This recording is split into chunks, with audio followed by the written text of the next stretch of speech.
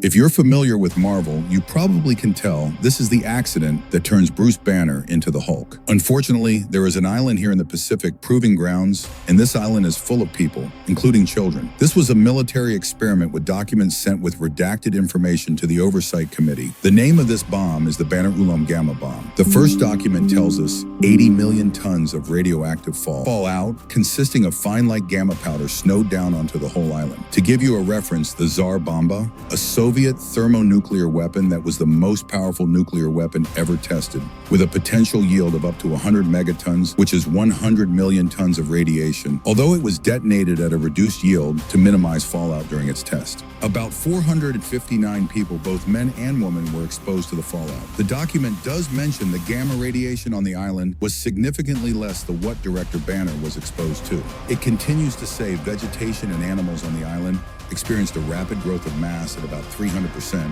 and new species created every day. Not only are organisms growing in size, they are showing signs of much higher aggression, which had me thinking about Fruit Ninja in a whole new light. Imagine trying to cut a man-sized banana with Hulk muscles or a Hulk strawberry. Exposure to the radiation caused massive burns and even death to some of the islanders.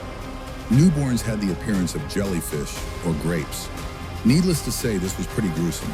Thor, using the Bifrost Opens, transports himself, Sif, and Iron Lad to the island. After arriving at the island, Thor is reminded of times he would spend in Muspelheim in the summers as a boy. This has me thinking Thor may be into some wild stuff. For those of you who don't know, Muspelheim is a realm that Thor was caught and hung upside down in chains by Surtur, who is responsible for Ragnarok. But when they arrived, they accidentally took out a giant lizard, with all that remaining of the lizard being a hand. Tony Stark, Iron Lad, even goes to say, the gamma reading on this island are off the charts. While there, they are approached by an enormous lizard monster with green glowing eyes.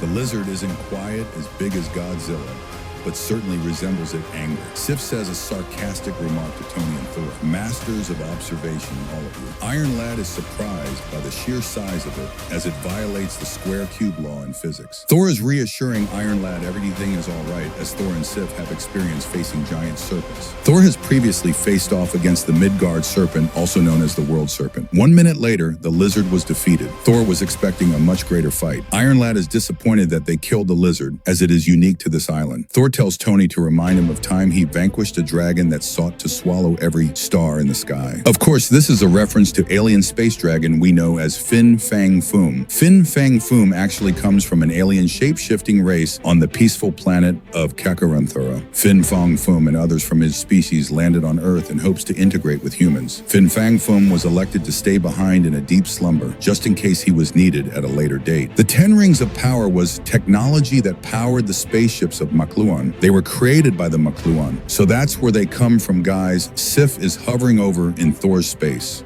Thor asked her to stop and reminds her that he is in the best of health. That's because, as we saw in issue 1, Thor was greatly injured by a magical sword and was taking considerably longer to heal. Iron Lad is like a kid in a candy store seeing all the new and wonderful species of animals and plant life. He picks up a crab as big as himself and says, God loves crabs. Sif cut the crab in half and says, not all gods. Tony reminds Sif that these animals are one of a kind and destroy them is potentially creating an extinction level event. Thor chimes in by telling Iron Lad he doesn't fully understand or perceive what is happening on the island. Thor can sense the island is poisoned and at war with itself. Iron Lad believes this island to be the birthplace of the strongest one, referring to Director Banner. Next, we get another Operation Castle Gamma report, but this time, instead of the report from 5 people, it's only 1. It states the reason why, as there is only 1 survivor left to report anything. The researcher says the other researchers had been eaten or began experiencing hallucinations due to the pollen on the island to eventually being eaten. He even says there are man-eating flowers on the island. You can tell he is having regrets coming to this island because he even refers to this place as being a mouth rather than an island. While writing the report, he realized the Oversight Committee never truly intended on sending more aid, as the researchers that were already sent were just another part of the experiment. Next, we meet back up with Thor, Sif, and Iron Lad. Iron Lad says the gamma levels on this island are at levels that couldn't be imagined. He even jokes around and tells Thor that he hopes never planned on having kids. Thor responds, it's already been foretold he would have children strong and full of wrath that will see the of days and build new. But just before he can finish his sentence, a huge green foot stomps Thor's head to the floor. Then Iron Lad is punched, and Sif receives a thunderclap from two big green hands. They all look up to see one of the Hulks on the island. Thor even says, "This one is very strong." Thor gives Iron Lad a choice to decide quickly if they destroy the Hulk or let it live, all while each of them are getting tossed around by it. Thor decides he is going to take it out with his hammer, but just before he is about to land the finishing blow, he is stopped by Anther Hulk.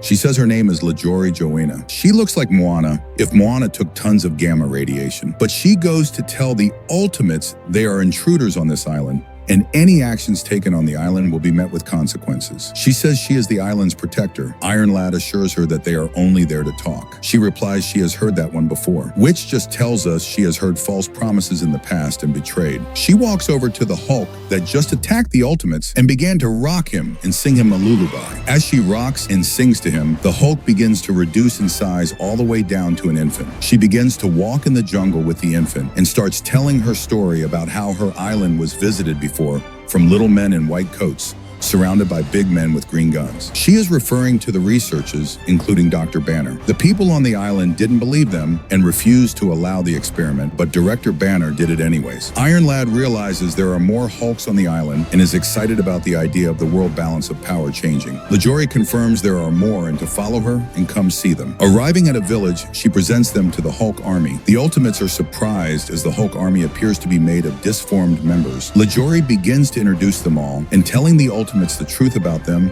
that they didn't really receive any of the benefits like she did, but rather greater problems. Terra, who has the appearance of a nervous system and can feel every feeling and even the wind is painful to her. Next is Sari, whose head has grown enormous and he can't feed himself. Lastly, Abram, who is the youngest on the island, but got upset one day and tore his own mother in pieces. Lajori even tells the Ultimates how their normal agriculture has been affected and they can't even drink the coconut water as it's poisoned and burns their throats. But he also compliments her. As she has gained a measure of self-control that Banner took years to achieve, Iron Lad explains that's why they are there.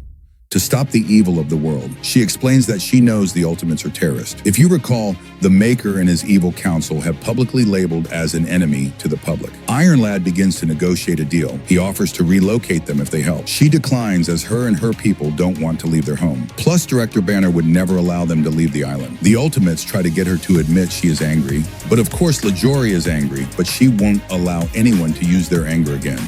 She states her price, fix the island in return for their help. After considering the amount of aid needed, Iron Lad admits it won't be easy, but he agrees to help. Next, we see Director Banner's Hulk form. He has been secretly surveying the entire conversation between the Ultimates and Lajori. He tells his winchmen to assemble the immortal weapons as the Ultimates are making him angry. So that's it, guys. I'll see you back for the next video.